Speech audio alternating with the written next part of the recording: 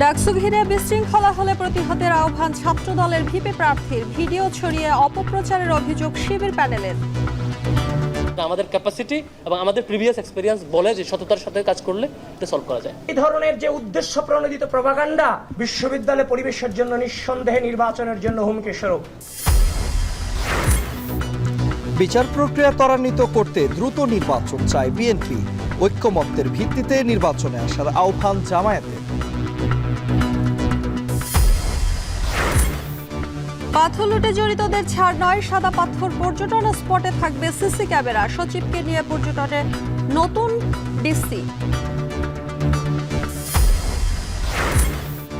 কুমিল্লায় লরি চাপায় একই পরিবারের 4 জন নিহত। ফটিকছড়িতে চোর সন্দেহে কিশোরকে পিটিয়ে হত্যা, আহত 2।